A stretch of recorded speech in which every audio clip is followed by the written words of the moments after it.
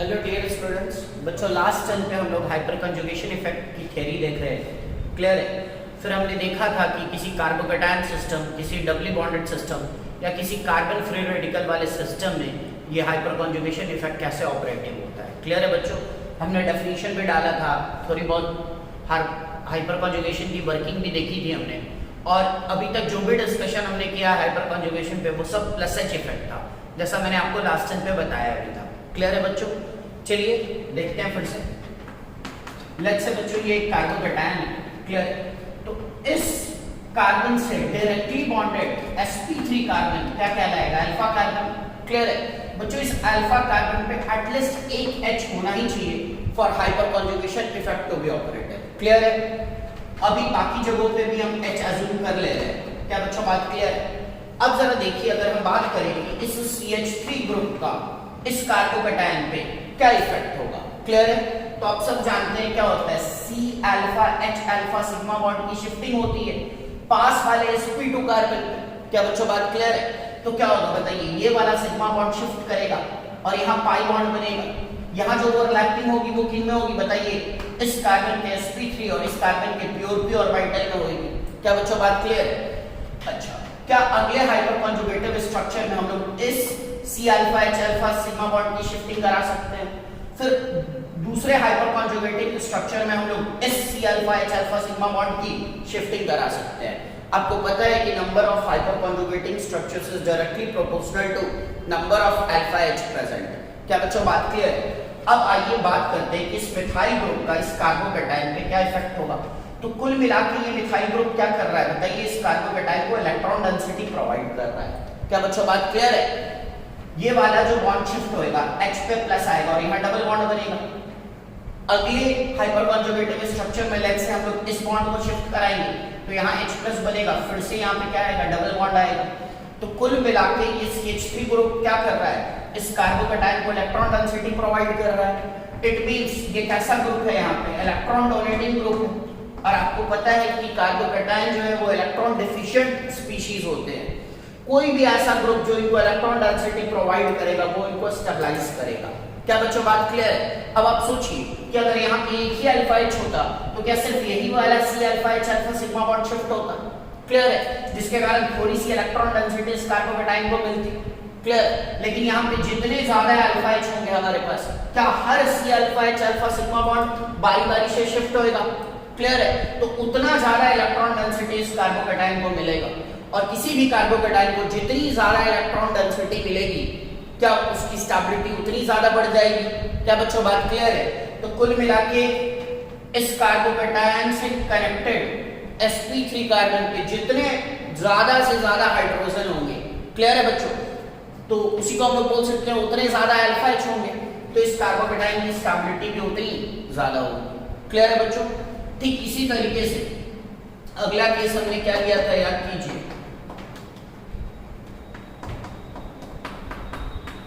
कुछ ऐसा लिया था। अब बताइए बच्चों, क्या फिर से ये sp2 कार्बन, इसके ठीक बगल का sp3 कार्बन पे एटलीस्ट एक H होना ही चाहिए for hyperconjugation effect to be operative. Clear है बच्चों? अब क्या होगा बताइए, ये वाला C alpha H alpha sigma bond shift होएगा, जिसके कारण यहाँ पे क्या होगा बताइए, sp3 हाइब्रिड ऑर्बिटल इस कार्बन के इस sp2 कार्बन के प्योर p ऑर्बिटल में ओवरलैपिंग होगी। क्लियर है बच्चों? अगली बार ये वाला C alpha H alpha sigma bond shift होएगा, अगली बार ये वाला C alpha H alpha sigma bond shift होएगा। तो बच्चों बताइए, ये जो मिथाइल ग्रुप है ये इस एल्कीन सिस्टम के लिए क्या कर रहा है, ये एल्कीन सिस्टम के लिए भी क्या है, इलेक्ट्रॉन डोनेटिंग ग्रुप ही है। क्या बच्चों बात क्लियर है? अब हम लोग इसकी स्टेबिलिटी पे कैसे बात करेंगे। क्लियर है? तो जरा सोचिए कि जब ये वाला बॉन्ड शिफ्ट होएगा, यहाँ नया पाई बॉन्ड बनेगा, तो क्या होगा, पुराना पाई बॉन्ड टूटेगा। क्या बच्चों बात क्लियर है? तो इस C alpha H alpha sigma bond के शिफ्टिंग से क्या हो रहा है, ये वाला पाई बॉन्ड भी टूट रहा है। इट मींस पाई बॉन्ड का डिलोकलाइजेशन हो रहा है। क्या बच्चों बात क्लियर है? और क्या ऐसा ही कुछ रेजोनेंस में भी होता है? आपको पता है जब पाई बॉन्ड्स डिलोकलाइज होने लग जाए तो सिस्टम की स्टेबिलिटी बढ़ जाती है। तो बच्चों कुल मिलाकर ये जो हाइपर कंजुगेशन इफेक्ट है ये एल्कीन्स को भी स्टेबलाइज करता है। कैसे करता है स्टेबलाइज? इनके पाई बॉन्ड्स को डिलोकलाइज करके। क्या बच्चों बात क्लियर है? आप थोड़ा ऐसे भी देख सकते थे कि मान लीजिए हमारे पास यहाँ पे कोई कॉन्जुगेटेड सिस्टम है, ऐसा कोई सिस्टम। क्या बच्चों बात क्लियर है? और यहाँ पे हमने कोई sp3 कार्बन लगा रखा है जिसके पास H है। क्या बच्चों बात क्लियर है? अब जरा देखिएगा, ये sp3 कार्बन, ये sp2 कार्बन, क्या इसके पास प्योर p ऑर्बिटल होएगा? ये वाली सिग्मा बॉन्ड इधर शिफ्ट रहेगी, यहाँ पे जो ओवरलैपिंग होगा वो इसके sp3 और इसके प्योर p ऑर्बिटल में होएगा, क्योंकि ये sp2 हाइब्रिड है तो इसके पास एक प्योर p ऑर्बिटल है। क्या बच्चों बात क्लियर है? तो जैसे ही यहाँ पाई बॉन्ड बनेगा, क्या पुराना पाई इधर शिफ्ट हो जाएगा? क्या बच्चों बात क्लियर है? पक्की बात है। तो अब बताइए क्या हो रहा है, इस शिफ्टिंग के कारण ये वाला पाई बॉन्ड भी डिलोकलाइज हो रहा है। अगर हम लोग एक स्ट्रक्चर ड्रॉ करें तो क्या होगा बताइए, यहाँ H+ आ जाएगा, यहाँ पे दो जो ग्रुप्स लगे थे वो एज इट इज लगे रहेंगे, इधर डबल बॉन्ड आ जाएगा, इस पे CH नेगेटिव आ जाएगा, फिर CH डबली बॉन्डेड तो CH2 हो जाएगा। क्या बच्चों बात क्लियर है? अब जरा देखिएगा, क्या नेगेटिव सिग्मा पाई, क्या फिर से कॉन्जुगेशन हो गया, अगली बार ये नेगेटिव यहाँ शिफ्ट होएगा, ये पाई इधर टूट जाएगा। तो बच्चों आपने क्या देखा, इस C alpha H alpha sigma bond की शिफ्टिंग के कारण पाई बॉन्ड्स भी डिलोकलाइज हो रहे हैं। क्या बच्चों बात क्लियर है? तो इस तरीके से हाइपर कॉन्जुगेशन इफेक्ट या plus H effect alkene system को भी क्या करता है, स्टेबलाइज कर देता है, उनके पाई बॉन्ड्स को डिलोकलाइज करके। क्या बच्चों बात क्लियर है? ओके, अब ऐसी बातें हम लोग कार्बन फ्री रेडिकल्स के लिए भी कर सकते हैं। तो ये क्या है बताइए, फ्री रेडिकल वाला कार्बन, इसके एडजेसेंट पोजीशन पे जो sp3 कार्बन होगा, क्या ये अल्फा कार्बन होगा?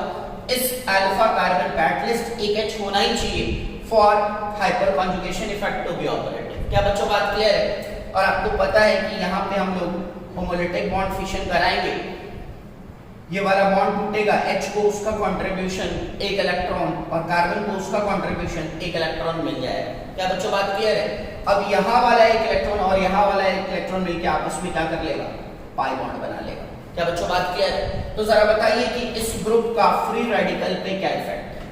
तो फ्री रेडिकल आप याद कीजिए, ये भी एक इलेक्ट्रॉन डिफिशिएंट स्पीशीज होता है। कार्बन फ्री रेडिकल के भी बाहर वाले शेल में 7 इलेक्ट्रॉन्स ही होते हैं, इसका भी इनकम्प्लीट ऑक्टेट होता है। बट इस शिफ्टिंग के कारण क्या होगा, यहाँ मल्टीपल बॉन्ड बनेगा, जिससे क्या होगा बताइए, ये अपनी इलेक्ट्रॉन डिफिशियंसी को ओवरकम कर लेगा। क्या बच्चों बात क्लियर है? तो ऐसे सिस्टम्स भी क्या हो जाएंगे, स्टेबलाइज हो जाएंगे। क्या बच्चों बात क्लियर है? तो चाहे कार्बोकैटायन हो, चाहे एल्कीन सिस्टम हो, चाहे फ्री रेडिकल हो, इन ग्रुप्स का बिहेवियर कैसा है बताइए, इलेक्ट्रॉन डोनेटिंग ग्रुप्स। क्या बच्चों बात क्लियर है? इसीलिए मैं बार बार कह रहा हूं ये प्लस H इफेक्ट शो कर रहे हैं यहाँ पे। आपको पता होगा कि जो भी ग्रुप्स इलेक्ट्रॉन डोनेट करते हैं वो प्लस इफेक्ट ही शो करते हैं, चाहे वो प्लस I इफेक्ट हो, चाहे वो प्लस M इफेक्ट हो, या यहाँ पे चाहे वो प्लस H इफेक्ट हो। क्या बच्चों बात क्लियर है? तो क्या प्लस H इफेक्ट कार्बोकैटायन की स्टेबिलिटी को बढ़ा देगा, plus H effect alkene system doubly bonded system की स्टेबिलिटी को बढ़ा देगा, और plus H effect free radical वाले सिस्टम की स्टेबिलिटी को भी बढ़ा देगा। मैंने लास्ट टाइम आपको बताया था कि एक्चुअली फ्री रेडिकल वाले सिस्टम में हाइपर कॉन्जुगेशन एक्चुअली ऑपरेटिव नहीं होता है, बट 12th स्टैंडर्ड तक हम लोग यहाँ पे भी हाइपर कॉन्जुगेशन को कंसिडर कर लेते हैं। क्या बच्चों बात क्लियर है? तो चलिए आज इन्हीं सबसे रिलेटेड हम लोग कुछ क्वेश्चंस करने जा रहे हैं। एक चीज तो आपको समझ में आ गया होगा कि ये ग्रुप्स का नेचर कैसा है, sp इलेक्ट्रॉन डोनेटिंग नेचर है। क्या बच्चों बात क्लियर है? और आपको ये भी समझ में आ गया होगा कि इस हाइपर कॉन्जुगेशन के कारण ये ग्रुप्स क्या कर रहे हैं, कार्बोकैटायन को स्टेबलाइज कर रहे हैं, डबली बॉन्डेड सिस्टम को स्टेबलाइज कर रहे हैं, और फ्री रेडिकल सिस्टम को भी क्या कर रहे हैं, स्टेबलाइज कर रहे हैं। और इन ग्रुप्स को यहाँ पर कौन सा इफेक्ट लग रहा है, प्लस H इफेक्ट। ये इलेक्ट्रॉन डोनेटिंग ग्रुप्स हैं। क्या बच्चों बात क्लियर है? चलिए जरा यहाँ पे एक चीज और देख लेते हैं। आप जरा याद कीजिए कि हमने इंडक्टिव इफेक्ट में पढ़ा होगा, plus I order Ct bond का ज्यादा होता था Cd बॉन्ड से, और Cd बॉन्ड का ज्यादा होता था CH बॉन्ड से। वहां पे मैंने आपको इसका रीजन भी बताया था, trenching phenomenon, trenching of bond phenomenon. Clear है बच्चों? बट अगर हम लोग यहाँ पे प्लस H इफेक्ट की बात करें, प्लस हाइपर कॉन्जुगेशन इफेक्ट की बात करें, तो ये ऑर्डर जस्ट रिवर्स हो जाता है। CH बॉन्ड का प्लस H ज्यादा होता है as compared to Cd bond, और Cd बॉन्ड का प्लस H ज्यादा होता है as compared to Cd bond. अब ऐसा क्यों है? तो इसको समझना बहुत इजी है। देखिए बच्चों, आपको पता है कार्बन तो हर जगह है, लेकिन H से ज्यादा मॉलिक्यूलर वेट ड्यूटेरियम का होगा, ड्यूटेरियम से ज्यादा मॉलिक्यूलर वेट ट्रिटियम का होगा। क्या बच्चों बात क्लियर है? तो जैसे मॉलिक्यूलर वेट बढ़ेगा, क्लियर है, यहाँ पे इनर्शिया भी क्या होगा, बढ़ जाएगा। आपको पता है वजन के बढ़ने से इनर्शिया बढ़ जाता है। क्या बच्चों बात क्लियर है? इनर्शिया बढ़ने से यहाँ पे क्या होगा, जरा सोचिए, क्या ये CH बॉन्ड है, क्लियर है, अगर यही CD बॉन्ड आ जाए तो क्या उस बॉन्ड की मॉलिक्यूलर वेट बढ़ जाएगी, इनर्शिया बढ़ जाएगा, तो शिफ्टिंग मुश्किल हो जाएगा। बॉन्ड का इनर्शिया बढ़ने का मतलब है कि बॉन्ड स्ट्रेंथ का बढ़ जाना, बॉन्ड स्ट्रेंथ का बढ़ जाना। क्या क्लियर है? बॉन्ड स्ट्रेंथ का बढ़ जाना इसका मतलब है बॉन्ड एनर्जी का भी बढ़ जाना। इट मींस कि इस बॉन्ड को तोड़ने में एनर्जी का खर्चा भी ज्यादा आएगा। तो सिंपल मतलब है कि अगर CH बॉन्ड की जगह CD बॉन्ड आ जाए तो इस बॉन्ड का इधर शिफ्टिंग मुश्किल हो जाएगा। क्या बच्चों बात क्लियर है? तो अगर शिफ्टिंग मुश्किल हो जाएगा तो इलेक्ट्रॉन डोनेटिंग नेचर भी क्या हो जाएगा, खराब हो जाएगा। और अगर CD की जगह CT आ जाए तो क्या उसका मॉलिक्यूलर वेट और ज्यादा होगा, क्या उस बॉन्ड में और ज्यादा इनर्शिया होगी। क्या बच्चों बात क्लियर है? उस बॉन्ड का स्ट्रेंथ और ज्यादा होएगा तो उसकी शिफ्टिंग और मुश्किल हो जाएगी। तो कुल मिला के इलेक्ट्रॉन डोनेटिंग नेचर क्या हो जाएगा, कम हो जाएगा। तो इंडक्टिव में हमने पढ़ा था कि plus I of CD bond is greater than CD bond is greater than CH bond. लेकिन हाइपर कॉन्जुगेशन में क्या होगा, CH बॉन्ड का प्लस एच ज्यादा होगा as compared to CD bond as compared to CT bond. Reason भी आप समझ गए होंगे। अगर CH की जगह CD या CT आ जाए तो ये शिफ्टिंग थोड़ी मुश्किल हो जाएगी, क्लियर है। तो इस ग्रुप के इलेक्ट्रॉन डोनेट करने की टेंडेंसी कम हो जाएगी, तो प्लस एच क्या हो जाएगा, इनका कम हो जाएगा। क्या बच्चों बात क्लियर है? ओके, अभी हम क्वेश्चंस करेंगे, उनमें इन सबको हम लोग कंसीडर भी करेंगे। बच्चों हमने आपको ये भी बताया था कि ये जो हाइपर कॉन्जुगेशन है ये रेजोनेंस से तो कम पावरफुल है, बट ये इंडक्टिव से ज्यादा पावरफुल है। क्या बच्चों बात क्लियर है? Just like inductive and just like resonance और मेसोमेरिक, ये भी एक परमानेंट इफेक्ट है। आपको याद होगा GOC के शुरू के लेक्चर में ही हमने बताया था कि 3 परमानेंट इलेक्ट्रॉनिक इफेक्ट्स होते हैं, इंडक्टिव इफेक्ट, रेजोनेंस, या उसी में हमने मेसोमेरिक इफेक्ट भी पढ़ा था, and the third one is hyper conjugation. तो ये भी एक परमानेंट इफेक्ट है। क्या बच्चों बात क्लियर है? जब भी ऐसा कोई सीन डेवलप होएगा तो हमेशा ये CH बॉन्ड क्या करेगा, शिफ्ट करेगा। क्या बच्चों बात क्लियर है? तो हमेशा ही ये इफेक्ट ऑब्जर्व होता है, इसीलिए ये क्या है, परमानेंट इफेक्ट है। क्लियर है बच्चों? ओके, ये सब कॉपी कीजिए, आगे बढ़ो।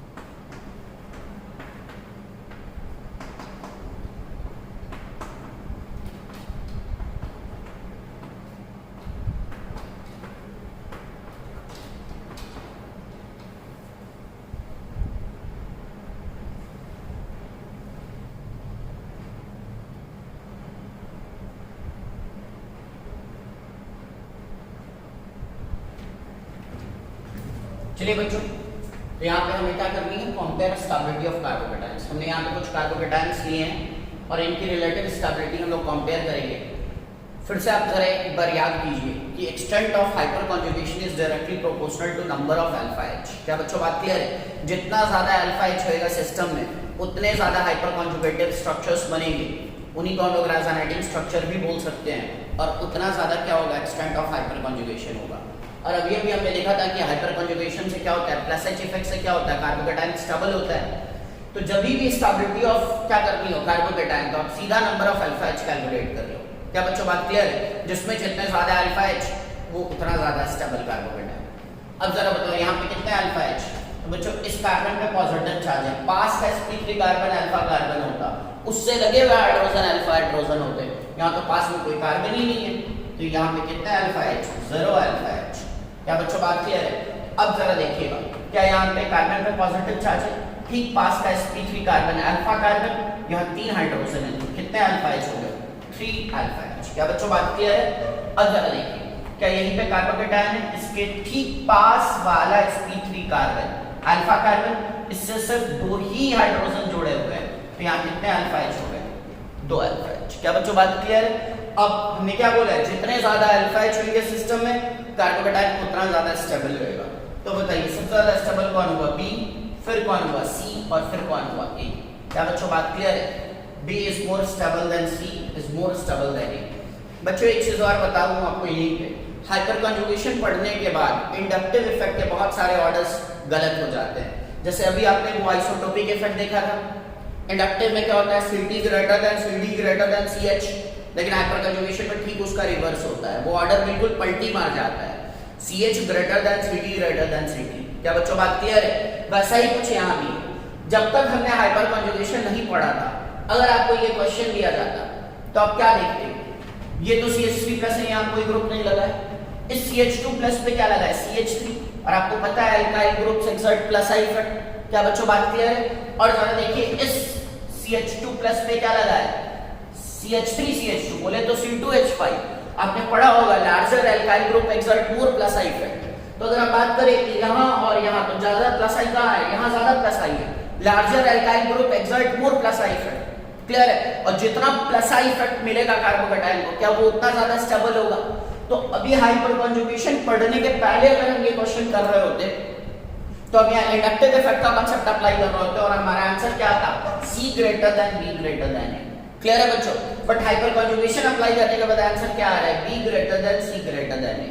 अब आप ही बताओ कि दोनों में से अल्टीमेटली सही कौन सा है।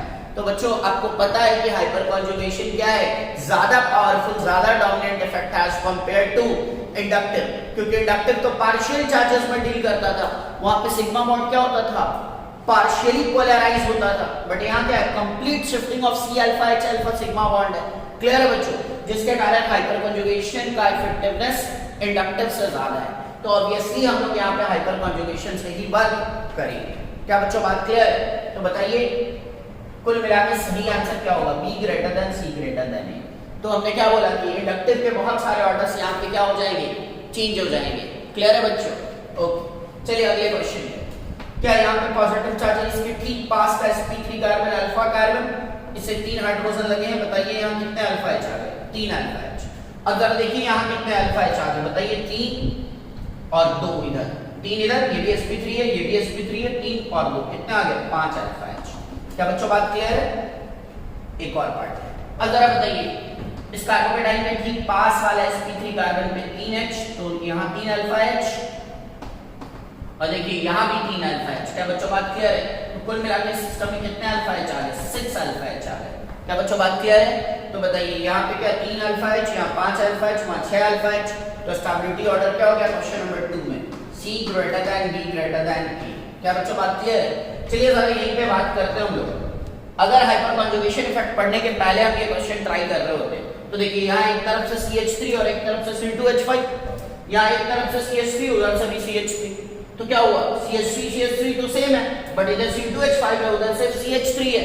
हमें पता है larger alkyl group exert more plus I effect. तो अगर हम प्लस आई इफेक्ट से देख रहे होते तो क्या B की स्टेबिलिटी C से ज्यादा होती, बट एक्चुअली ऐसा नहीं है, C is more stable as compared to B। Clear है? अगर हाइपर कंजुगेशन ज्यादा इफेक्टिव है, क्लियर, उसका इन्फ्लुएंस ज्यादा है, वो ज्यादा डोमिनेंट है, तो ऑब्वियसली वही ऑर्डर डिसाइड करेगा। तो अल्टीमेटली ऑर्डर क्या होगा? C greater than B greater than A। क्या बच्चों बात क्लियर है? अब आ जाइए क्वेश्चन नंबर 3 में। क्या ये वाला कार्बन इसी पे पॉजिटिव चार्जेस के ठीक पास वाला sp3 कार्बन, यहाँ कितने H है? बोलिए 2 H है, तो यहाँ 2 अल्फा H हो गए। क्या ये वाला भी तो अल्फा कार्बन होगा? यहाँ भी कितने H है? 2 H है, तो कितने अल्फा H हो गए इस सिस्टम में? 4 alpha H। Is it clear?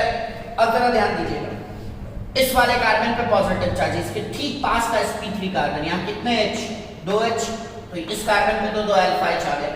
अब जरा देखिए, यहाँ पे ऑलरेडी एक मिथाइल ग्रुप लगा है कि इस कार्बोकेटाइन के रेस्पेक्ट में ये भी तो पास वाला sp3 कार्बन है, लेकिन वहां पे 3 बॉन्ड्स ऑलरेडी बने हुए हैं, एक इधर एक इधर एक इधर। क्या एक ही H होएगा? तो इस वाले कार्बन पे एक ही अल्फा H। कुल मिला के सिस्टम में कितने अल्फा H हो गए? 3 अल्फा H। अब आप ही बता दो ज्यादा स्टेबल कौन होएगा? जहां ज्यादा अल्फा H वहीं पे क्या होगा बताइए?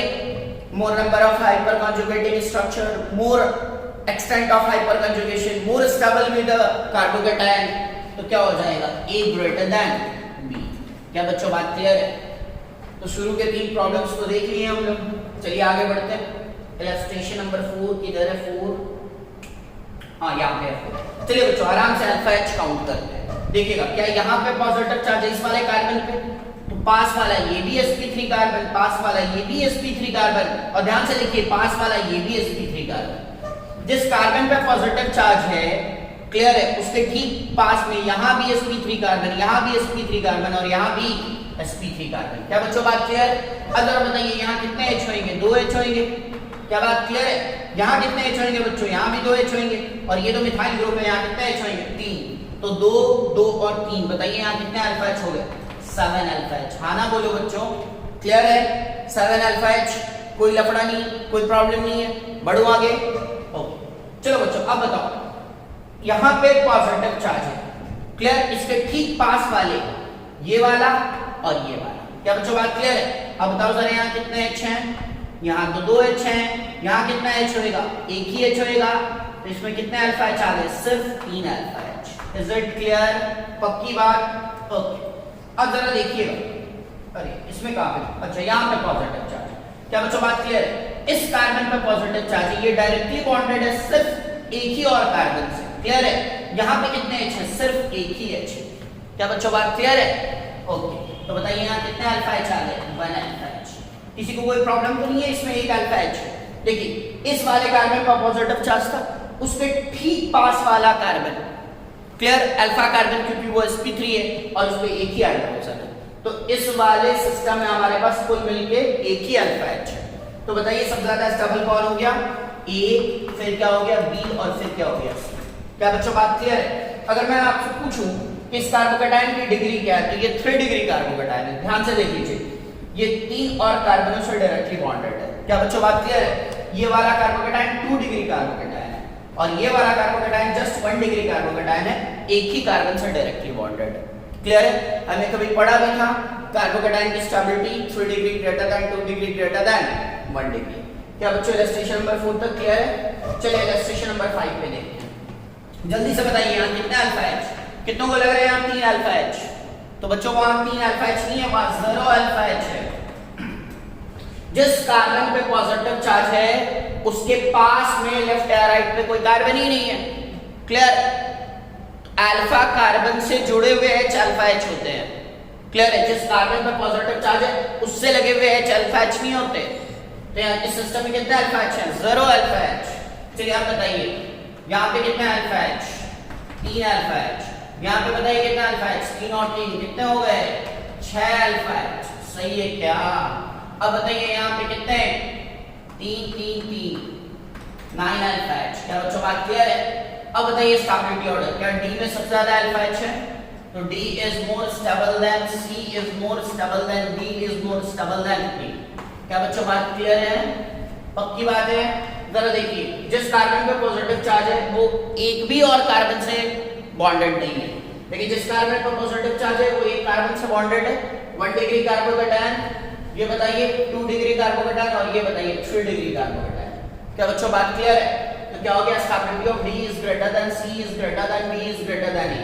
मुझे यहीं पे एक चीज और बताऊं आपको, ठीक है। आगे हम लोग जब कार्बोकेटायंस का स्टेबिलिटी ऑर्डर कंपेयर कर रहे होंगे तो फिर से ये बात आएगी वहां, जिस कार्बोकेटायन में 9 अल्फा H होते हैं जो आपके सामने है यहाँ पे, ये बहुत ज्यादा स्टेबल होते हैं। क्लियर है, ये कुछ रेजोनेंस वाले कार्बोकेटायन से भी ज्यादा स्टेबल होते हैं। इनफैक्ट आपको पता है रेजोनेंस और हाइपरकंजुगेशन में रेजोनेंस ज्यादा पावरफुल इफेक्ट है एज कंपेयर टू हाइपरकंजुगेशन।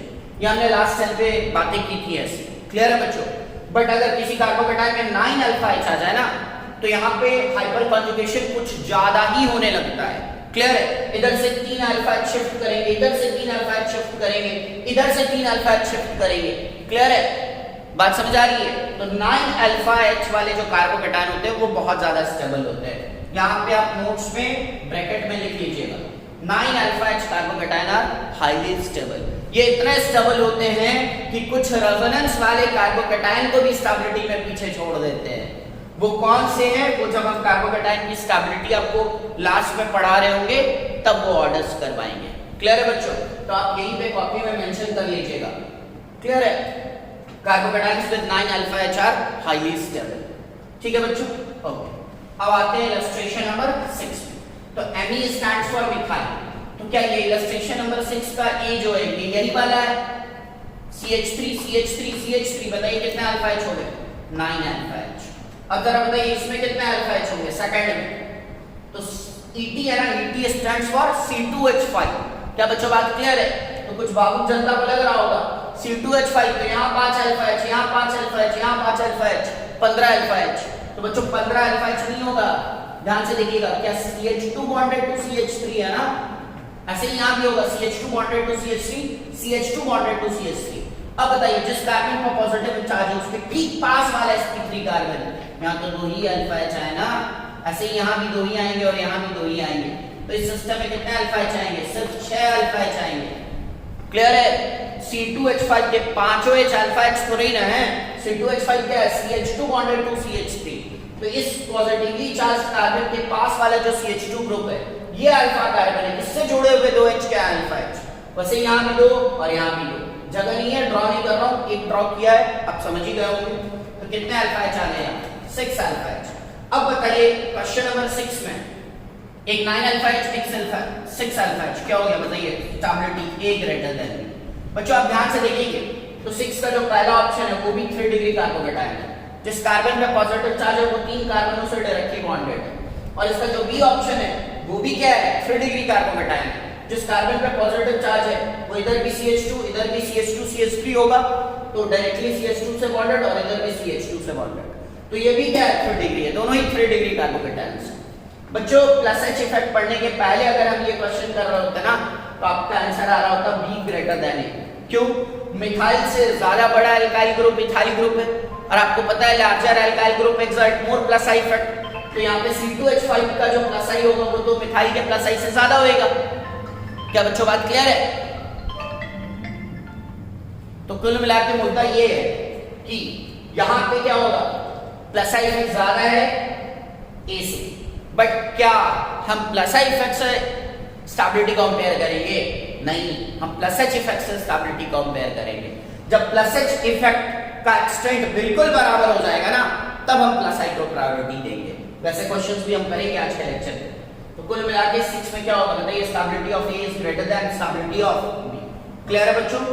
अब आइए इलस्ट्रेशन नंबर 7। अब देखिए फिर से वही आ गया, मैंने जान के बार-बार इसे लिया है। कौन सा वाला? यहाँ भी CH3 यहाँ भी CH3 यहाँ भी CH3। कितने अल्फा H? 9 alpha H। मैं जान के बार-बार 9 अल्फा H वाला कार्बोकेटायन ले रहा हूँ, ठीक है। ऑल्दो यहाँ पे हो रहा है हाइपरकंजुगेशन, लेकिन ये कुछ रेजोनेंस वाले कार्बोकेटायन से भी ज्यादा स्टेबल होता है क्योंकि यहाँ पे एक्सटेंट ऑफ हाइपरकंजुगेशन कुछ ज्यादा ही है, एक्सेसिव एक्सटेंट ऑफ हाइपरकंजुगेशन है यहाँ पे। ओके, और देखिए बच्चों यहाँ क्या है? CMe3। चलिए जरा मैं इलस्ट्रेशन नंबर 6 को मिटा रहा हूँ यहाँ पे। CMe3 का मतलब समझिएगा, इस C से एक CH3 2 CH3 3 CH3। क्या बच्चों बात क्लियर है? फिर से CMe3 है मतलब इसी से 3 मिथाइल लगे होंगे, CH3 CH3 एंड CH3। क्या बच्चों बात क्लियर है? इधर जगह नहीं है, यहाँ भी 3 मिथाइल होंगे। Me3 है ना। अब बताइए इसमें कितना अल्फा H, ध्यान से देखिए 0 अल्फा H। क्यों? कार्बोकेटाइन पे ठीक पास वाले कार्बन पे 3 मिथाइल ग्रुप्स लगे थे, एक भी H ही नहीं था। क्या बच्चों बात क्लियर है? अब बताओ ये कार्बोकेटाइन है, यही हुआ ना अल्फा कार्बन। अल्फा कार्बन पे एक भी H नहीं है। हमने बार बार बोला है अल्फा कार्बन पे H होगा तभी हाइपर कंजुगेशन इफेक्ट ऑपरेटिव होगा, अदरवाइज वो ऑपरेटिव नहीं होगा। क्या बच्चों बात क्लियर है? तो बताइए ए और बी में ज्यादा कौन स्टेबल है? A is more stable than B. A में 9 अल्फा H और बी में 0 अल्फा H। क्या बच्चों बात क्लियर है? अब आज के लेक्चर के पहले अगर हम ये क्वेश्चन कर रहे होते तो हम यहाँ क्या देखते हैं? Me का प्लस आई, Me का प्लस आई, Me का प्लस आई। क्लियर? और यहाँ क्या देखते हैं बताइए? CMe3 का प्लस आई, CMe3 का प्लस आई, CMe3 का प्लस आई। एक Me का प्लस आई से कहीं ज्यादा होगा CMe3 का प्लस आई, क्योंकि कार्बन से 3 Me लगे हैं ना। क्या बच्चों बात समझ आ रही है? तो हमारा आंसर क्या आता बताइए? हमारा आंसर आ जाता B is more stable than A, but ऐसा नहीं होगा। A is more stable than B। A में 9 अल्फा H है, B में 0 अल्फा H है। क्या बच्चों बात क्लियर है? बट ये वाला जो कार्बोकेटायन है ना, ये भी अपने इलाके का बहुत फेमस कार्बोकेटायन है। कौन सा? उधर ड्रॉ कर रहा हूं।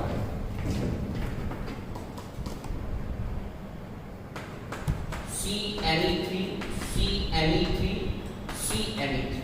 क्लियर है? या आप इसी को कैसे लिख सकते थे? C पॉजिटिव चार्ज, CMe3, ये पूरे का होल थ्राइस। कैसे लिखेंगे ना? अब ये क्यों फेमस है अपने इलाके में? तो बच्चों स्टेबिलिटी तो हमें कंपेयर करनी है। क्या क्लियर है? A ग्रेटर देन B, तो इतना तो पता पड़ गया कि इसकी स्टेबिलिटी तो अच्छी नहीं है। क्लियर है? बट इसका रेट ऑफ फॉर्मेशन बहुत शानदार होता है। आगे चल के हम लोग पढ़ रहे होंगे रिएक्शन मैकेनिज्म, वहां पे फिर से ये वाला कार्बोकेटायन आएगा। क्लियर है?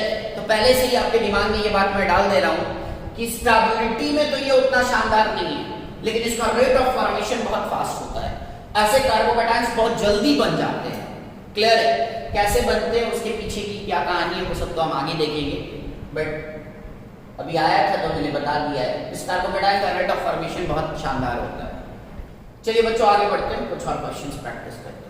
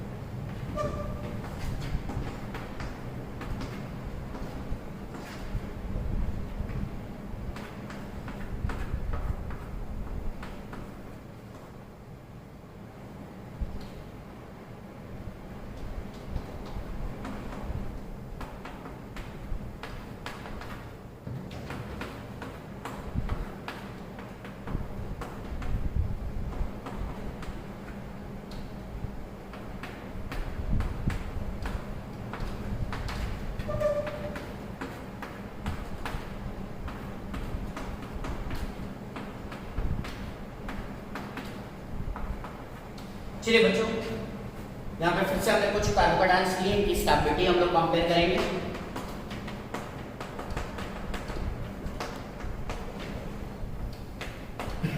चलिए जल्दी से देखते हैं।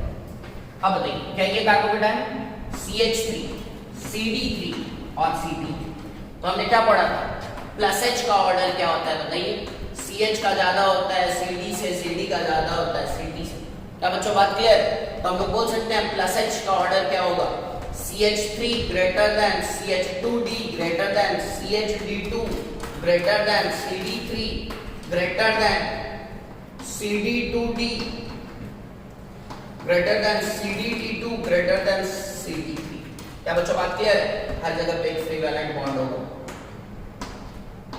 रेफरेंस से जोड़ने के लिए। क्या बच्चों बात क्लियर है? तो क्या plus H of methyl is greater than plus H of ड्यूट्रोमिथाइल?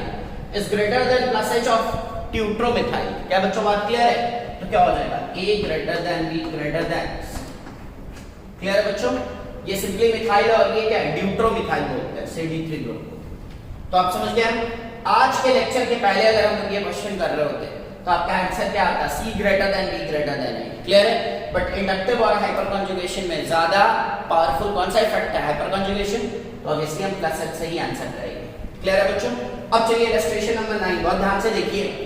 क्या यहाँ पे पॉजिटिव चार्ज है, पास का sp3 कार्बन एक भी H नहीं है, तो क्या हो गया 0 अल्फा H। क्या बच्चों बात क्लियर है? ओके। जैसे अल्फा H होता है वैसे ही अल्फा D भी बोल सकते हैं, वैसे ही अल्फा T भी बोल सकते हैं। अब बताइए पास के कार्बन पे 0 अल्फा H या अल्फा D जो बोल लीजिए कोई फर्क नहीं पड़ता। क्लियर है? दो ही हैं। ओके। अब देखिए बच्चों यहाँ भी 0 अल्फा H, यहाँ भी 0 अल्फा H। इट मींस कि इलस्ट्रेशन नंबर 9 में हमें जो दो कार्बोकेटायंस नहीं होंगे, किसी तरीके का हाइपर कंजुगेशन नहीं हो रहा है, और हाइपर कंजुगेशन नहीं हो रहा है तो फिर हम आंसर किससे करेंगे? इंडक्टिव से करेंगे। और ध्यान रहे इंडक्टिव CD3 का ज्यादा होता है CH3 से। अब बताइए आंसर क्या होगा? B greater than A। Clear है? तो इसका ये मतलब नहीं कि अब हाइपर कंजुगेशन पढ़ लिए तो इंडक्टिव को भूल जाओ। वैसे तो बहुत लोग भूल ही चुके होंगे, गजनी इफेक्ट तो काम कर ही रहा होगा। क्या बच्चों बात क्लियर है? आंसर क्या होगा? B greater than A। इन दोनों में किसी तरीके का कोई हाइपर कंजुगेशन नहीं है। क्लियर है? अल्फा कार्बन पे एटलीस्ट एक H होगा तभी हाइपर कंजुगेशन इफेक्ट ऑपरेटिव होगा। बहुत बार रिपीट किया था मैंने ये स्टेटमेंट, अभी भी बोल रहा हूं। क्या बच्चों बात क्लियर है? तो इलस्ट्रेशन नंबर 9 में जो हमने दो कार्बोकेटायंस लिए हैं, इन दोनों कार्बोकेटायंस की स्टेबिलिटी हम इंडक्टिव इफेक्ट से ही कंपेयर करेंगे। चलिए इलस्ट्रेशन नंबर 10 लास्ट इलस्ट्रेशन, यहां प्लस चार्ज। अब बच्चों जरा ध्यान से देखिएगा तो आपको एक चीज पता चलेगा कि पहले तो बताइए इसमें कितने अल्फा कार्बन है? 3 अल्फा कार्बन है, यहां, यहां और यहां। क्या बच्चों बात क्लियर है? इसमें कितने हैं? अगेन 3 है। इसमें कितने? अगेन 3 है, यहां, यहां और यहां। क्या बच्चों बात क्लियर है? तो जरा आप एक चीज देख लीजिए कि रिंग में 2 अल्फा कार्बन सबों में कॉमन है। यहां भी 2H, यहां भी 2H, यहां भी 2H, यहां भी 2H, इधर भी 2H, उधर भी 2H। इट मींस कि रिंग में 4 अल्फा H तो सबों में कॉमन है। क्लियर है? 4 alpha H, 4 alpha H, 4 alpha H ring के अंदर। क्लियर है? तो वो वाला पार्ट तो सबों में सेम है। तो अब रिंग के बाहर जो ग्रुपिंग है वही कुछ डिसाइड करेगी। अब बताइए बच्चों क्या ये भी एक अल्फा कार्बन? और इन अल्फा कार्बन पे एक भी H नहीं लगा है। क्या बच्चों बात क्लियर है? तो कुल मिला के रिंग के बाहर किसी तरीके का हाइपर कंजुगेशन नहीं हो रहा। रिंग के अंदर हाइपर कंजुगेशन है लेकिन सबों में हाइपर कंजुगेशन का एक्सटेंट सेम है, 4 अल्फा H है। क्या बच्चों बात क्लियर है? अब क्या करेंगे? तो अब तो यहां सिर्फ इनका इंडक्टिव लगेगा और इंडक्टिव CD3 का ज्यादा होता है CD3 से, उसका ज्यादा होता है CH3 से। क्या बच्चों बात क्लियर है? तो बताइए सबसे ज्यादा स्टेबल कार्बोकेटायन कौन है? C greater than B greater than A। बात समझ आई? और यहां भी हमने क्या करा? इंडक्टिव इफेक्ट ही अप्लाई करा है। इलस्ट्रेशन नंबर 9 और 10 दोनों में ही जो ऑर्डर डिसाइड हुआ है it is by plus I effect. क्या बच्चों बात क्लियर है? तो हमने क्या बोला था? जब हाइपर कंजुगेशन का एक्सटेंट इक्वल हो जाए तो फिर हम इंडक्टिव से ही ऑर्डर डिसाइड करेंगे। तो इलस्ट्रेशन नंबर 10 में हाइपर कंजुगेशन का एक्सटेंट बिल्कुल इक्वल है और इलस्ट्रेशन नंबर 9 में हाइपर कंजुगेशन है ही नहीं। क्या बच्चों बात क्लियर है? तो कार्बोकेटायन की स्टेबिलिटी हम लोग इस तरीके से कंपेयर करते हैं। क्लियर है? अब बच्चों देखिए रेडिकल्स के ऊपर मैं यहाँ क्वेश्चन नहीं ले रहा, जहां पे भी प्लस चार्ज है वहां पर रेडिकल इमेजिन कर लीजिए। Clear? CH3 bonded to CH2 dot, CD3 bonded to CH2 dot, CD3 bonded to CH2 dot. क्या बच्चों बात क्लियर है? जैसे आपने कार्बोकेटायन पे प्लस H इफेक्ट लगाया है वैसे ही आप रेडिकल पे भी लगा लीजिए। क्या बच्चों बात क्लियर है?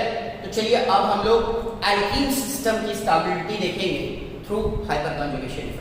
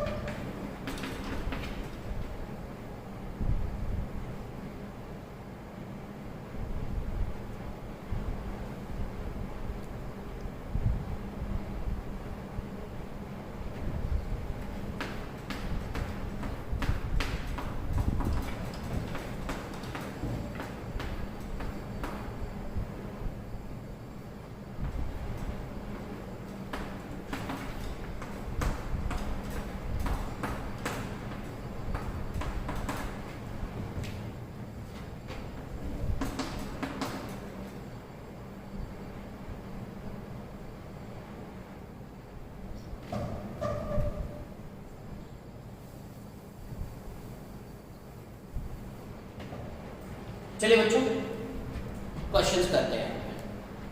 कंपेयर स्टेबिलिटी, तो बच्चों हमने क्या बताया था, आपको याद कीजिए कि हाइपर कंजुगेशन से क्या होता है, एल्कीन सिस्टम की भी स्टेबिलिटी बढ़ती है, क्योंकि क्या होता है बताइए जरा, इनके पाई बॉन्ड में डिलोकलाइजेशन नेचर डेवलप हो जाता है। क्या बच्चों बात क्लियर है?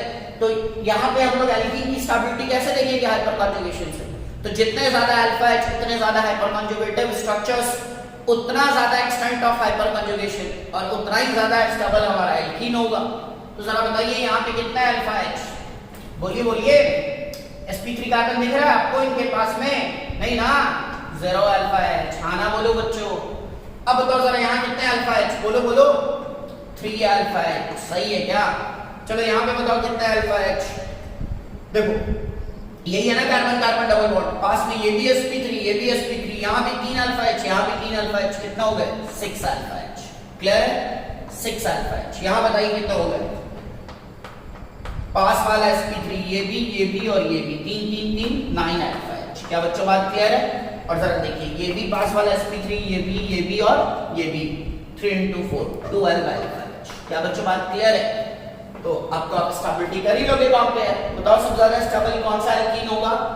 E greater than D greater than C greater than B greater than A। क्या बच्चों बात क्लियर है? कोई प्रॉब्लम तो नहीं है? अब आइए जरा इलस्ट्रेशन नंबर C को देखिएगा ध्यान से। CH3 CH doubly bonded CH CH3। Clear है बच्चों? ये क्या है बताइए? ब्यूटूइन है क्या? है ना ब्यूटूइन। अब बच्चों आप सब देख पा रहे होंगे इसमें क्या हो रहा है, ज्योमेट्रिकल आइसोमेरिज्म हो रहा है। अरे हो रहा है क्या? हो तो रहा है बिल्कुल ज्योमेट्रिकल आइसोमेरिज्म। देखिएगा C doubly bonded to C CH3 H CH3 H। बताइए ये कौन सा फॉर्म? Cis form. एक बार इसी को पलट देंगे क्या हो जाएगा? ट्रांसफॉर्म।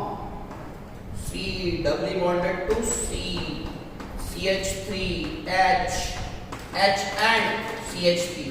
अब बताइए कौन सा फॉर्म? ट्रांसफॉर्म। अब जरा बताइए इन दोनों में कौन ज्यादा स्टेबल? तो आपको पता होगा trans is more stable than cis. Trans is more stable than cis. तो यहाँ पे क्या था ना, यहाँ पे सिस ट्रांस आइसोमर करके नहीं पूछा गया था आपसे। क्लियर है? ये सिर्फ क्या था? ब्यूटूइन था, 6 अल्फा एच था। क्लियर है? बट यहीं पे ब्यूटूइन के दो ज्योमेट्रिकल आइसोमर्स बनते हैं, one is cis butene, one is trans butene. और आपको पता है कि ट्रांस ज्यादा स्टेबल होता है सिस से। क्लियर है? देखिए बल्कि ग्रुप पास पास, सिस में बल्कि ग्रुप दूर दूर। क्लियर है? तो यहाँ क्या होगा? रिपल्शन मिनिमाइज हो जाएगा।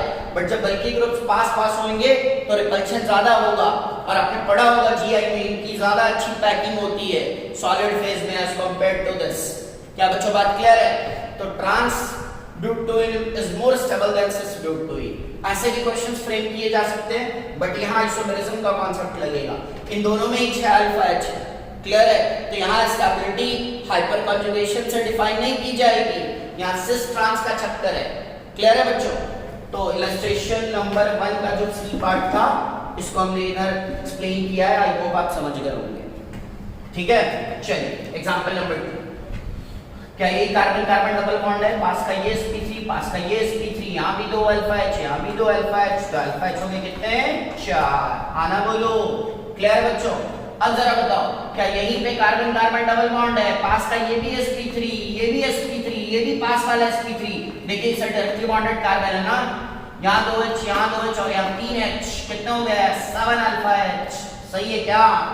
अब देखिएगा क्या यही कार्बन कार्बन डबल बॉन्ड, पास का ये sp3 ये भी पास वाला और ये भी पास वाला, 2 2 4 3 7 3 10 अल्फा H। क्या बच्चों बात क्लियर है? तो ये जो C है ये 10 अल्फा H के साथ सबसे ज्यादा स्टेबल होएगा। Stability C greater than B greater than E। Clear है बच्चों? तो आई होप कि ये दोनों इलस्ट्रेशन आपके समझ में आए होंगे। ओके, चलिए अब थोड़ी और बातें करते हैं। बच्चों अगर हम ऐसा सोचें कि एल्कीन सिस्टम की स्टेबिलिटी को हम हमेशा हाइपर कंजुगेशन से जज कर लेंगे तो ये आधी अधूरी कहानी है। क्लियर है? चलिए पूरी कहानी पे बात करते हैं।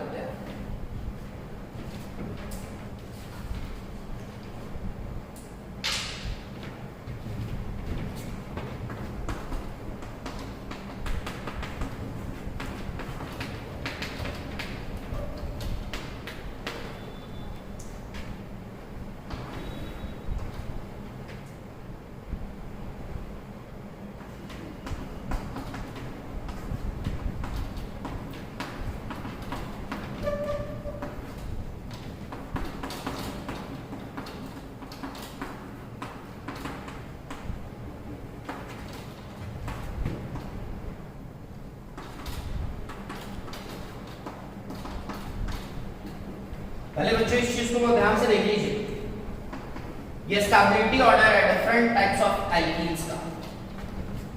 Conjugated alkene is more stable than isolated alkene is more stable than cumulated alkene। फिर से बता रहा हूं, conjugated alkene सिस्टम सबसे ज्यादा स्टेबल होता है, फिर isolated और फिर cumulated। क्लियर है? अगर मान लीजिए आप alkene की स्टेबिलिटी के क्वेश्चंस कर रहे हैं, क्लियर है, और अगर ऐसा कॉम्बिनेशन आ जाए ना तो याद रखिएगा सबसे ज्यादा स्टेबल conjugated, फिर isolated, फिर cumulated। क्लियर है? लेकिन अगर मान लीजिए वहां पे दो isolated alkene आ जाए, क्लियर, अब कैसे कंपेयर करें, तब हम लोग अल्फा एच का कांसेप्ट लगाएंगे, तब हम लोग हाइपर कंजुगेशन इफेक्ट से स्टेबिलिटी जज करेंगे। क्लियर है? डिफरेंट सिस्टम्स ऑफ एल्कीन में कभी भी आप अल्फा एच से स्टेबिलिटी चेक नहीं करेंगे। एक कॉन्जुगेटेड है, दूसरा क्यूमुलेटेड है, हमेशा कॉन्जुगेटेड क्यूमुलेटेड से ज्यादा स्टेबल होगा इररिस्पेक्टिव ऑफ कि किसमें कितने अल्फा एच है। क्या बच्चों बात क्लियर है? पक्की बात है, समझ रहे हैं कॉन्सेप्ट? तो फिर से बता दूं, conjugated alkene isolated से ज्यादा स्टेबल और isolated cumulated से ज्यादा स्टेबल। अच्छा, आपको ये पता है ना conjugated, isolated और cumulated क्या होता है? कभी ना कभी तो बताया ही होगा। conjugated में क्या होता है? alternate पोजीशन में पाई बॉन्ड होता है। cumulated में क्या होता है? continuous pi bond, cumulene system. सबसे छोटा क्यूबिलीन कौन? एलीन, C3H4, सब पढ़ा होगा। और आइसोलेटेड जिसमें ना तो पाई बॉन्ड्स अल्टरनेट हो ना ही पाई बॉन्ड्स एडजेसेंट हो, वो क्या होता है? आइसोलेटेड होता है। क्लियर है? बताया था मैंने आपको एक बार। चलिए फिर से बता रहा हूं, कॉन्जुगेटेड एल्कीन की स्टेबिलिटी आइसोलेटेड से ज्यादा और आइसोलेटेड की क्यूमुलेटेड से ज्यादा। लेकिन अगर 2, 3, 4 एल्कीन सेम नेचर के आ जाए, क्लियर, तब हम लोग वहां पे अल्फा एच से स्टेबिलिटी चेक करेंगे। तो इस बात को ध्यान में रखिएगा। क्लियर है? चलिए जरा एक क्वेश्चन हो जाए इसके ऊपर।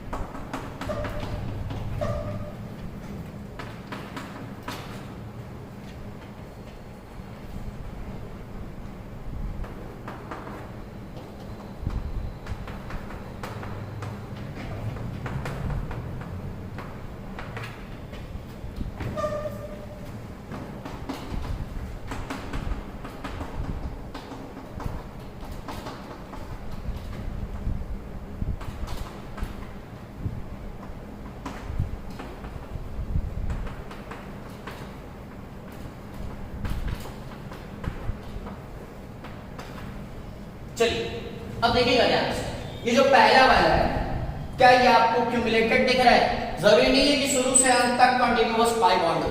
क्या इस मॉलिक्यूल में कहीं भी आपको लगातार पाई बॉन्ड्स दिख रहे हैं ना? दिख गए ना? तो ये क्यूमुलेटेड हो गया। क्लियर है बच्चों? अब बताइए जरा, क्या ये कार्बन कार्बन मल्टीपल बॉन्ड के पास वाला कार्बन, कैसा कार्बन? sp3 कार्बन, क्या कहलाता है? Alpha carbon. उससे जुड़े हुए H क्या कहलाते हैं? Alpha H। तो यहाँ 3 अल्फा H हो गए। ये भी अल्फा कार्बन, यहाँ भी 3 अल्फा H। बताइए कितने अल्फा H हो गए कुल मिला के? 6 अल्फा H। क्या बच्चों बात क्लियर है? ओके, चलिए अब जरा देखिएगा ध्यान से, क्या ये अल्फा कार्बन? हाँ ना बोलो बच्चों। हाँ ये अल्फा कार्बन, कितने अल्फा H? 3 alpha H। क्या इधर भी कोई अल्फा कार्बन है? बिल्कुल नहीं, ये तो खुद कार्बन कार्बन डबल बॉन्ड का पार्ट है। क्या बच्चों बात क्लियर है? अब बताओ, क्या ये भी क्यूमुलेटेड? ये भी क्यूमुलेटेड। क्लियर? ओके, अब जरा ध्यान दीजिएगा, पाई सिग्मा पाई है क्या? पाई सिग्मा पाई है ना? अल्टरनेट पे पाई बॉन्ड आ गया ना? जरूरी नहीं है कि पूरे सिस्टम में शुरू से अंत तक अल्टरनेट पे पाई सिग्मा पाई हो। क्या सिस्टम के अंदर कहीं भी पाई सिग्मा पाई आ गया ना? क्या हो गया? बोलिए जल्दी बोलिए, क्या हो गया? कॉन्जुगेटेड। जल्दी बताइए, क्या ये भी अल्फा कार्बन? ये भी अल्फा कार्बन। कितने अल्फा H? 6 alpha H। आना बोलो बच्चों। ओके, पाई सिग्मा पाई, क्या ये भी कॉन्जुगेटेड?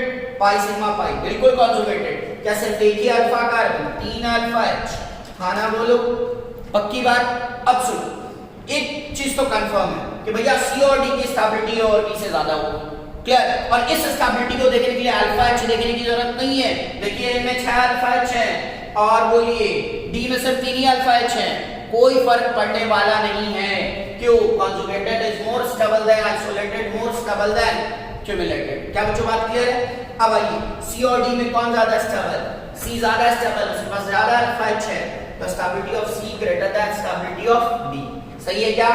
ओके। अब आइए ए और बी में, तो ए के पास 6 अल्फा एच, बी के पास 3 अल्फा एच, ए ग्रेटर देन बी। क्या बच्चों बात समझ आ गई है? ऐसा नहीं कि एल्कीन देखे और अल्फा एच काउंट करने लग गए। बात समझ आ गई? ओके। और अल्फा एच काउंट करने में तो कोई दिक्कत नहीं आएगा ना। चलिए जल्दी से बता दीजिए इनके पास कितने अल्फा एच हैं? जल्दी से बताइए इनके पास कितने अल्फा एच है? आपका फेवरेट 0 अल्फा एच। कुछ भावुक बच्चे क्या सोचते हैं कि क्या ये कार्बन और ये कार्बन डबली बॉन्डेड है, इसके पास वाला कार्बन इसके लिए अल्फा है, इसके भी पास वाला कार्बन इसके लिए अल्फा है। बच्चों ऐसा गधेड़ा वाला कॉन्सेप्ट मत लगाना। Alpha carbon is always sp3। Clear है?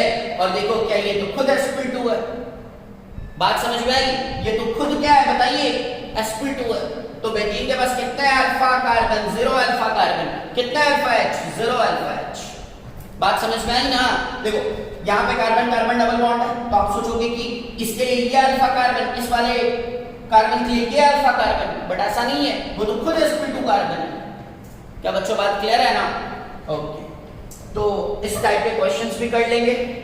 चलिए जरा यहीं पे एक और क्वेश्चन करते हैं।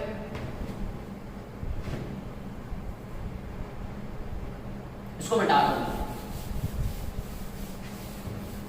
आंसर तो पता ही है, C is more stable than D is more stable than A is more C is more stable than D is more stable than A is more stable than B। Clear है?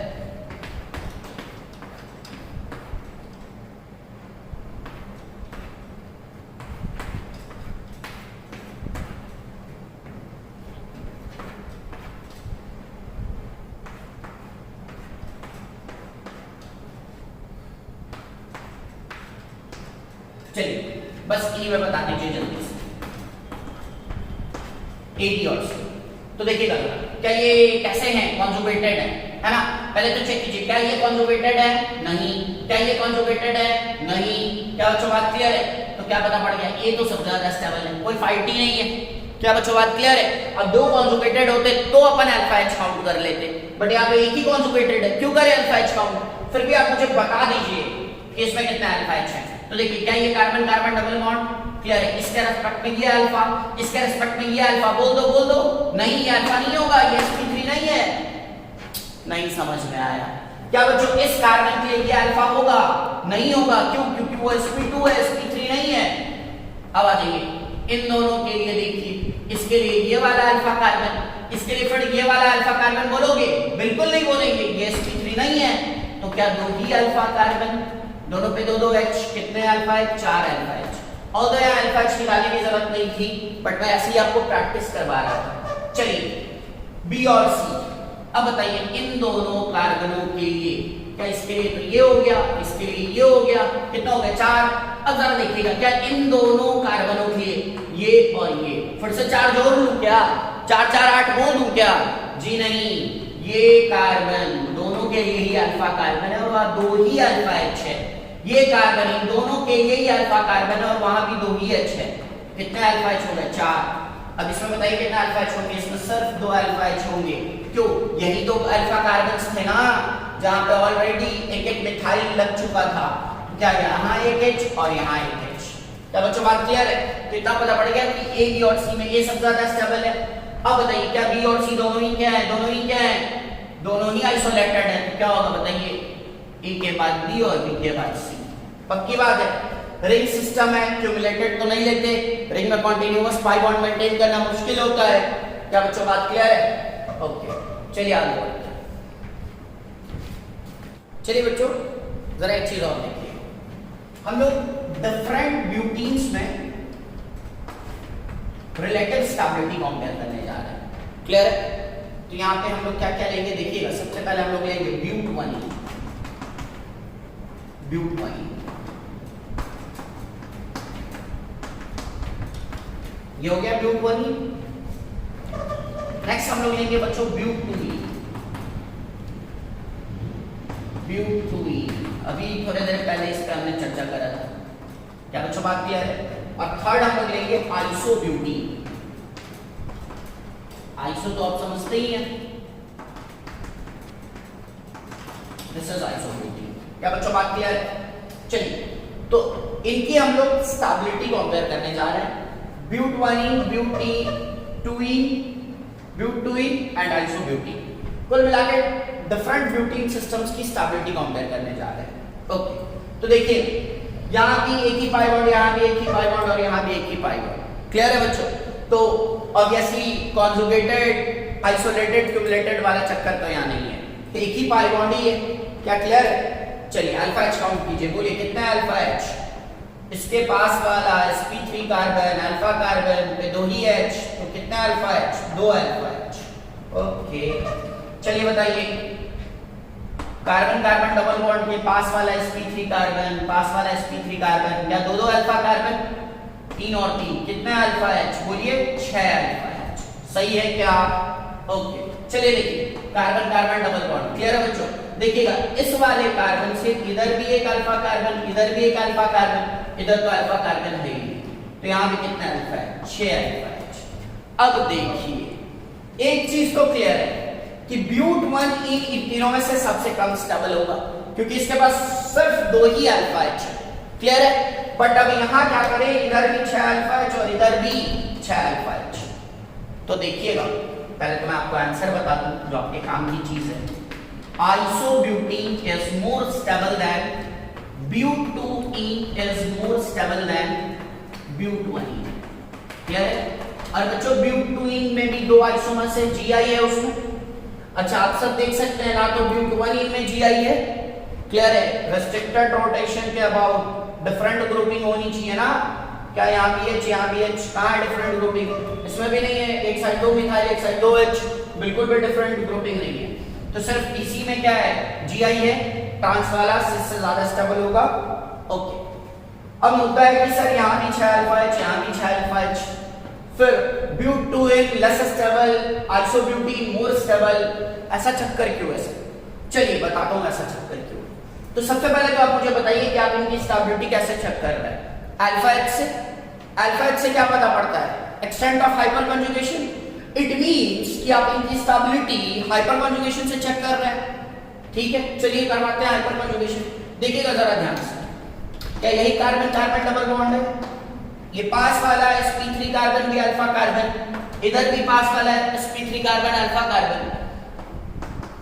बच्चों हम एक alpha carbon से hyper conjugation operate करके दिखा रहे हैं। Clear है। तो देखिएगा क्या होगा बताइए, यही वाला C alpha H alpha shift करेगा यहाँ पे, जिसके कारण इस sp3 और इस sp2 के प्योरिटी में ओवरलैपिंग होगी। क्लियर है बच्चों। ओके, तो जब ये इधर शिफ्ट करेगा यहाँ नया पाई बनेगा, क्या पुराना पाई इधर टूट जाएगा। हाँ ना बोलो बच्चों, पक्की बात। अब बताओ इसका अगला हाइपर कंजुगेटिव स्ट्रक्चर क्या बनेगा। तो ये H तो बिल्कुल लुट गया है, एक्चुअली ऐसा होता नहीं है, हकीकत क्या है वो आपको बता चुका हूँ। ये एक इमेजिनरी स्ट्रक्चर है। ओके, यहाँ C, यहाँ H, यहाँ H, डबली बॉन्डेड टू बोलो बोलो CH। क्लियर, CH निगेटिव और यहाँ भी क्या CH3। अब देखिए बच्चों, एक बार ये शिफ्ट करेगा, एक बार ये शिफ्ट करेगा, एक बार ये शिफ्ट करेगा, ये कहानी तो इस अल्फा कार्बन के रेस्पेक्ट में। ऐसे ही यहाँ पे भी ये एक बार ये, एक बार ये, एक बार ये शिफ्ट करेगा। क्लियर है, क्योंकि इस सिस्टम में 6 अल्फा H। क्लियर है, हमने एक ही हाइपर कंजुगेटिव स्ट्रक्चर बनाया है। और अब देखिएगा एक चीज, जो कार्बन आयन बनाया जरा उसको चेक कीजिए। 2 डिग्री कार्बन आयन बनाया, 2 डिग्री कार्बन आयन। कैसा कार्बन आयन बनाया, 2 डिग्री कार्बन आयन। देखिए इस निगेटिवली चार्ज कार्बन के लेफ्ट पे भी कार्बन, राइट पे भी कार्बन, तो क्या 2 डिग्री कार्बन आयन बना है। बच्चों अगर हम इसे भी शिफ्ट कराएं तो जो हाइपर कंजुगेटिव स्ट्रक्चर बनेगा उसमें 2 डिग्री कार्बन आयन ही बनेगा। इसके या इसके शिफ्टिंग से क्या फर्क पड़ता है। अगली बार आप क्या कर दोगे, इसको शिफ्ट करा दोगे, ये शिफ्ट होगा तो फिर से यहाँ पाई बॉन्ड बनेगा, अगला पाई बॉन्ड टूटेगा। क्या बच्चों बात क्लियर है। अगर हम इधर से भी शिफ्टिंग कराएंगे तो क्या होगा, यहाँ की जगह यहाँ आ जाएगा क्या नेगेटिव चार्ज, लेकिन वो भी 2 डिग्री ही होगा। तो कुल मिला के आपने क्या देखा, यहाँ जैसी भी हाइपर कंजुगेशन करा लो, जैसा भी हाइपर कंजुगेटिव स्ट्रक्चर बना लो, बनने वाला कार्बन आयन 2 डिग्री होगा। क्लियर है? ओके, चलिए अब यहाँ आते हैं। यहाँ दो अल्फा कार्बन है, दोनों जगह से हाइपर कंजुगेशन ऑपरेटिव होगा। मैं एक जगह से दिखा देता हूँ बस आपको क्या होगा, जल्दी बताइए। क्या यही वाला C alpha H alpha sigma bond इधर शिफ्ट होगा, नया पाई बनेगा तो पुराना पाई टूटेगा, हाँ ना बोलो बच्चों। अब क्या होगा, हाइपर कंजुगेटिव स्ट्रक्चर ड्रॉ कर रहा हूं, क्या यहाँ H प्लस हो जाएगा, यहाँ H, डबली बॉन्डेड C, इस पे लगा CH3 और CH2 माइनस। अब बताइए कैसा कार्बन आयन बना, 1 डिग्री कार्बन आयन बना। देख लो, जिस कार्बन पे नेगेटिव चार्ज आया उसके सिर्फ लेफ्ट पे कार्बन है, वो लेफ्ट पे ही कार्बन से डायरेक्टली बॉन्डेड है, उसके राइट पे तो सिर्फ हाइड्रोजन्स हैं, तो कितना डिग्री आया, 1 डिग्री कार्बन आयन। अब जरा याद करो कार्बोकैटायन की stability 3 degree greater than 2 degree greater than 1 degree, ये तो कार्बोकैटायन की स्टेबिलिटी है। कार्बन आयन की स्टेबिलिटी तो पलटी मार जाएगी, 1 डिग्री मोर स्टेबल देन 2 डिग्री मोर स्टेबल देन 3 डिग्री। तो बच्चों क्या पता चला, इसमें भी 6 अल्फा H, इसमें भी 6 अल्फा H। क्लियर? लेकिन जब इनका हाइपर कंजुगेशन ऑपरेटिव होगा तो इसमें 2 डिग्री कार्बन आयन और इसमें 1 degree carbon ion, it means इसमें ज्यादा अच्छा कार्बन आयन बनेगा।